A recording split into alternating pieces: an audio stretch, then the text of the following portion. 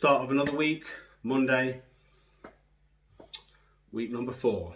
I'm going nuts, and there's not much else that I can say about that really, so time to have a beer in it and try and forget what the hell is happening in the world. So I'm going for a classic today. I'm going for the Shepherd Neame 1698. This is a cracking beer. It is strong. You can tell that it's strong when you drink it. However, I didn't realise it was as strong as it was until I looked at the bottle a few years ago now. It's 6.5% and it is an absolute cracker. Something about it just tells me that, and I doubt very much it was originally an original recipe from 1698, but certainly if you go back a fair old number of years, so imagine how most beers, I imagine this is probably quite a weak beer back then, so I can smell it already. Let's have a smell of this one. Kind of sweet, almost like honey or golden syrup.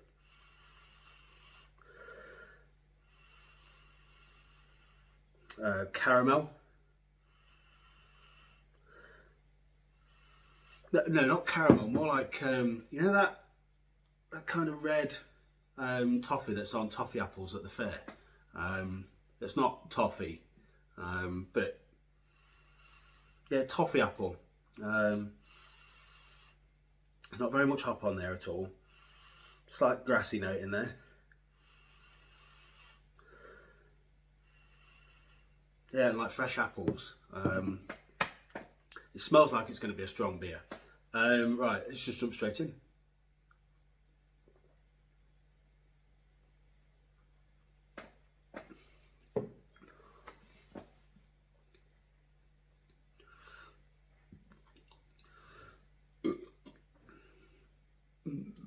Oh, excuse me. Okay, now that I've got the burps out of the way, the remaining taste on the back of my tongue is like burnt toffee.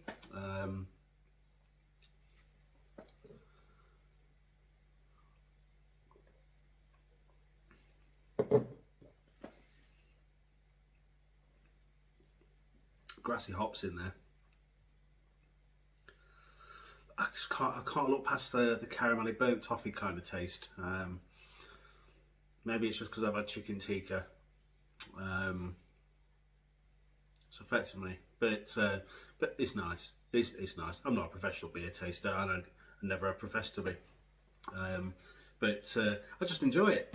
So I really like that 6.5%. If you've never had this before, definitely go and check it out. It's a cracking beer, and also the reason I like the Shepherd Neame bottles is, especially this one. It's brown, but if you have crates and you bottle your beer, then this is a nice height to stack in a crate, and it doesn't go above the size of the height of the crate. So they're really good bottles, and they're brown, and they're actually really quite cheap. Thrice hopped and bottled at the brewery. What are they using here?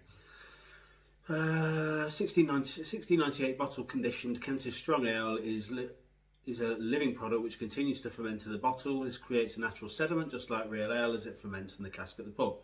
Only local hops, malted barley, glucose syrup. So glucose syrup, there you go. That's the toffee apple, and water drawn from our artesian well, artesian well rather, are used to brew 1698 bottle conditioned Kentish strong ale. Hops were added 3 times, hence it's thrice hopped. Doesn't tell you what it uses though.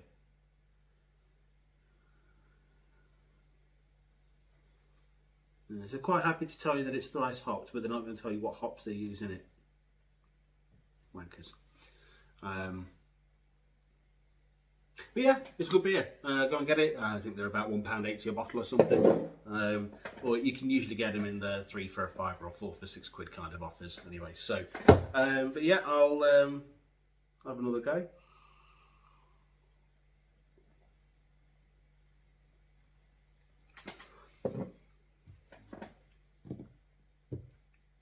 It's almost like when you first drink it, it feels like it's going to be quite light and fresh. And then when it gets to the back of your tongue, it's got that heavy dark malt on the back of the throat. So definitely a good beer, this one. I do like to start with something like this. I've one or two of those and then move on to something a bit lighter. But anyway, so I spent a bit of time after work today just looking at a brew, and I'll put it in there, put what I've designed in the comments. But I'm going to look at doing another big batch where I split it into two, so 2 25-litre batches. And I've never used Galaxy before. I bought a load of them from the Malt Miller, and they've been in the freezer. They're vacuum packed and everything, flush with nitrogen. Oh, excuse me. Oh, this beer's gassy. So yeah, I'm just going to use Galaxy.